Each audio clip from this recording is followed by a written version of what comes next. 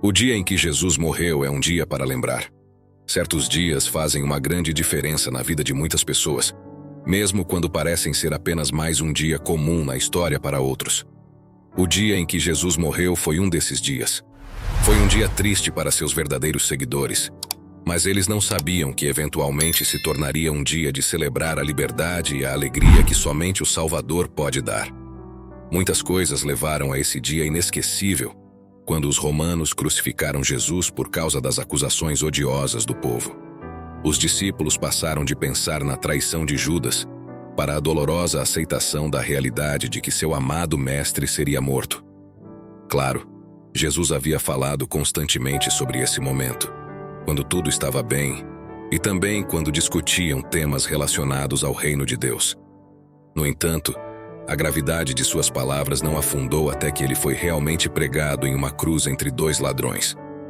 Os judeus então responderam a ele, pedindo-lhe um sinal para provar sua autoridade em tudo isso. Jesus respondeu: "Destruam este templo, e eu o levantarei novamente em 3 dias."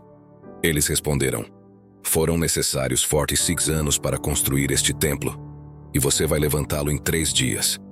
Mas o templo do qual ele estava falando era seu próprio corpo. Depois de ressuscitar dos mortos, seus discípulos lembraram do que ele havia dito e acreditaram nas Escrituras e nas palavras que Jesus havia falado.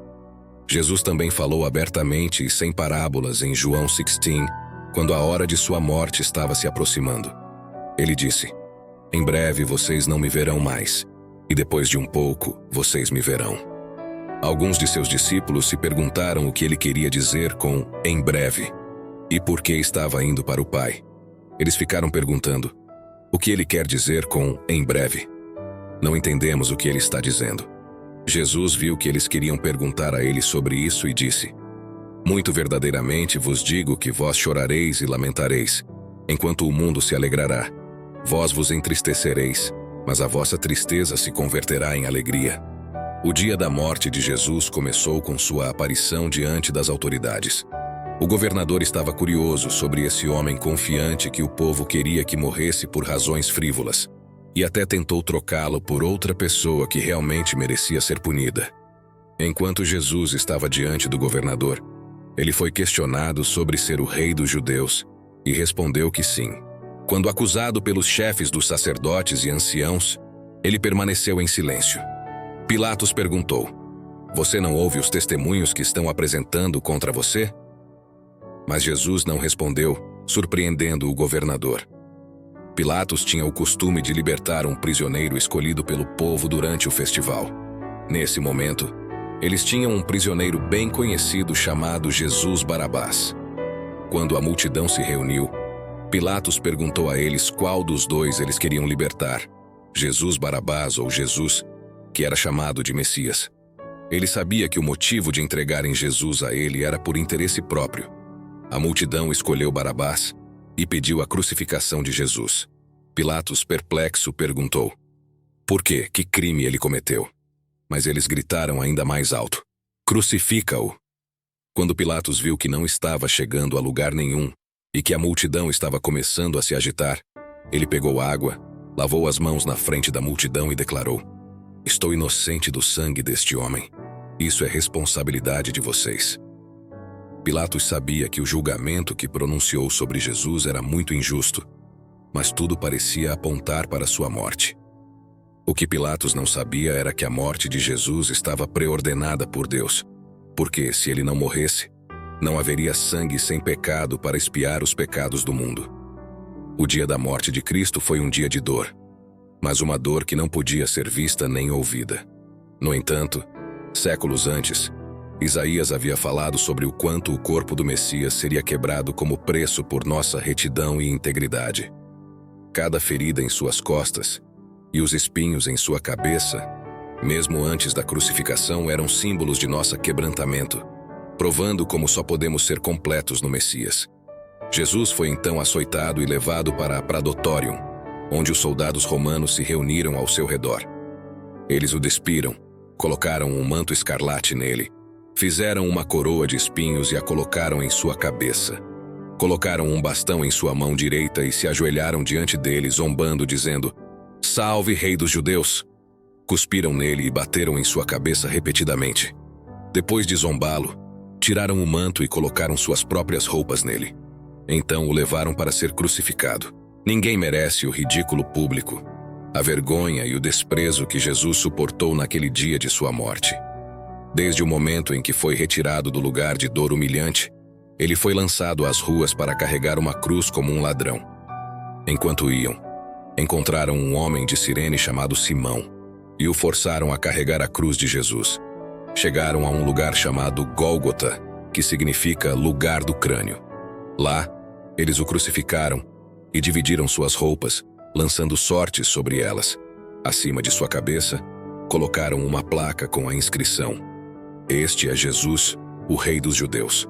À medida que as pessoas passavam, insultavam-no, balançando a cabeça e dizendo: Você que destruirá o templo e o reconstruirá em 3 dias, salve-se. Desça da cruz se você é o Filho de Deus.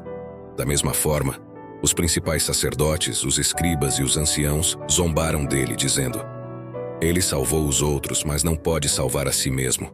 Ele é o Rei de Israel. Que desça agora da cruz e creremos nele.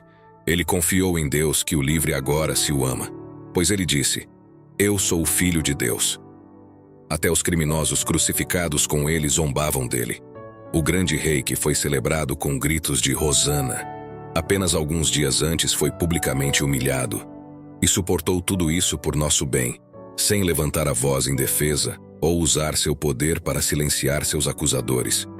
Isso mostra o quão poderoso é o amor do Salvador, pois ele carregou nossa vergonha e nos deu sua honra. Às vezes não percebemos que estamos vivendo um dia memorável, até olharmos para trás com perspectiva. Do meio-dia às 15h da tarde, uma escuridão cobriu a terra. Por volta das 15h, Jesus clamou em alta voz: Eli, Eli, lama sabachthani, que significa: meu Deus, por que me abandonaste? Algumas pessoas que estavam ali ouviram isso e pensaram que ele estava chamando Elias. Imediatamente alguém correu e pegou uma esponja, a encharcou com vinagre, a colocou em um caniço e a ofereceu a Jesus para beber. Outras pessoas disseram: Deixe-o em paz, vejamos se Elias vem salvá-lo. E quando Jesus clamou novamente em alta voz, ele entregou o Espírito. Nesse momento, o véu do templo se rasgou em 2, de cima para baixo. A terra tremeu, as rochas se dividiram e os túmulos se abriram. Os corpos de muitas pessoas piedosas que haviam morrido foram ressuscitados e saíram dos túmulos após a ressurreição de Jesus. Quando o centurião e seus soldados viram o terremoto e tudo o que havia acontecido, ficaram aterrorizados e disseram: Ninguém merece o ridículo público, a vergonha e o desprezo que Jesus suportou naquele dia de sua morte. Desde o momento em que foi retirado do lugar de dor humilhante, ele foi lançado às ruas para carregar uma cruz como um ladrão. Enquanto iam, encontraram um homem de Cirene chamado Simão e o forçaram a carregar a cruz de Jesus. Chegaram a um lugar chamado Gólgota, que significa lugar do crânio. Lá, eles o crucificaram e dividiram suas roupas, lançando sortes sobre elas. Acima de sua cabeça, colocaram uma placa com a inscrição: Este é Jesus, o Rei dos Judeus. À medida que as pessoas passavam, insultavam-no, balançando a cabeça e dizendo: Você que destruirá o templo e o reconstruirá em 3 dias, salve-se. Desça da cruz se você é o Filho de Deus. Da mesma forma, os principais sacerdotes, os escribas e os anciãos zombaram dele, dizendo: Ele salvou os outros, mas não pode salvar a si mesmo. Ele é o Rei de Israel. Que desça agora da cruz e creremos nele. Ele confiou em Deus que o livre agora se o ama. Pois ele disse: Eu sou o Filho de Deus. Até os criminosos crucificados com ele zombavam dele. O grande rei que foi celebrado com gritos de Hosana, apenas alguns dias antes foi publicamente humilhado. E suportou tudo isso por nosso bem, sem levantar a voz em defesa ou usar seu poder para silenciar seus acusadores. Isso mostra o quão poderoso é o amor do Salvador, pois ele carregou nossa vergonha e nos deu sua honra. Às vezes não percebemos que estamos vivendo um dia memorável, até olharmos para trás com perspectiva. Do meio-dia às 15h da tarde, uma escuridão cobriu a terra. Por volta das 15h, Jesus clamou em alta voz: Eli, Eli, lama sabachthani, que significa: meu Deus, por que me abandonaste? Algumas pessoas que estavam ali ouviram isso e pensaram que ele estava chamando Elias. Imediatamente alguém correu e pegou uma esponja, a encharcou com vinagre, a colocou em um caniço e a ofereceu a Jesus para beber. Outras pessoas disseram: deixe-o em paz, vejamos se Elias vem salvá-lo. E quando Jesus clamou novamente em alta voz, ele entregou o Espírito. Nesse momento, o véu do templo se rasgou em dois, de cima para baixo. A terra tremeu, as rochas se dividiram e os túmulos se abriram. Os corpos de muitas pessoas piedosas que haviam morrido foram ressuscitados e saíram dos túmulos após a ressurreição de Jesus. Quando o centurião e seus soldados viram o terremoto e tudo o que havia acontecido, ficaram aterrorizados e disseram: certamente este era o Filho de Deus. A Bíblia menciona que aqueles que permaneceram perto da cruz, apesar da misteriosa escuridão, ouviram a voz de Jesus. Foi uma escuridão que deu lugar a essa voz. E embora Elias fosse associado ao Messias, o centurião entendeu que Jesus era o Filho de Deus.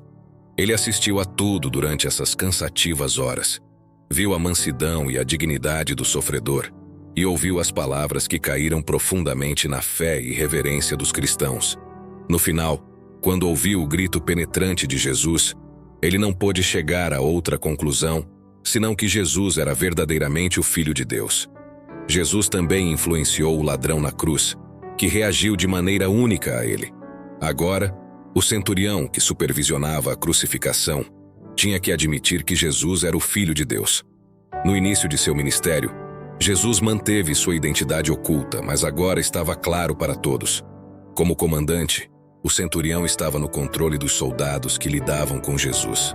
Talvez ele tenha participado das zombarias e dos maus tratos a Jesus, quando o coroaram com espinhos, ou talvez fosse uma pessoa respeitável demais para participar dessas travessuras. Talvez tenha sido ele quem deu a tarefa a Simão de Cirene de carregar a cruz de Jesus.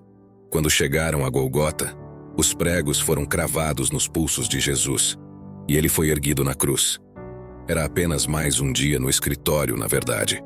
Sua função era supervisionar a execução de criminosos por meio da crucificação. Mas em algum momento, ao longo do caminho, Jesus deixou de ser visto por ele como um criminoso comum. Talvez tenha sido a maneira como Jesus interagiu com os poderes do mundo, nunca suplicando por sua vida. Talvez tenham sido as palavras de amor de Jesus da cruz que o comoveram. Mesmo sepultado com honra, apesar de toda a dor, lágrimas e vergonha daquele dia de morte, Jesus foi enterrado em um túmulo muito honroso por um de seus seguidores. À medida que a noite se aproximava, um homem rico de Arimateia chamado José, que havia se tornado discípulo de Jesus, foi até Pilatos e pediu o corpo de Jesus. Pilatos ordenou que lhe entregassem o corpo, e José o envolveu em um lençol de linho limpo e o colocou em seu próprio túmulo novo, que ele havia escavado na rocha. Ele rolou uma grande pedra na entrada do túmulo e partiu. Esse túmulo era necessário devido à precisão necessária para o maior milagre de todos os tempos que estava prestes a acontecer no terceiro dia: a ressurreição. Jesus saiu de um túmulo seguro. A razão pela qual a morte nos entristece é porque parece ser o fim definitivo. Mas Jesus nos mostrou que há vida após a morte para aqueles que confiam nele. No dia seguinte, que era o dia após o dia da preparação, os principais sacerdotes e os fariseus foram a Pilatos. Eles disseram a Pilatos: Senhor, lembramo-nos de que aquele impostor, enquanto ainda estava vivo, disse: depois de 3 dias eu ressuscitarei. Portanto, ordene que o túmulo seja guardado até o terceiro dia, para que seus discípulos não venham, roubem o corpo e digam ao povo que ele ressuscitou dos mortos. Esta última fraude será pior do que a primeira. Pilatos disse: vocês terão uma guarda. Vão e tornem o túmulo o mais seguro possível. Então eles foram e fizeram o túmulo seguro, selando a pedra e colocando guardas. Mesmo que essas pessoas tenham mentido e conspirado para encerrar a maior história de todos os tempos, Jesus ressuscitou e trouxe a redenção para todos nós. Em nome de Jesus, amém.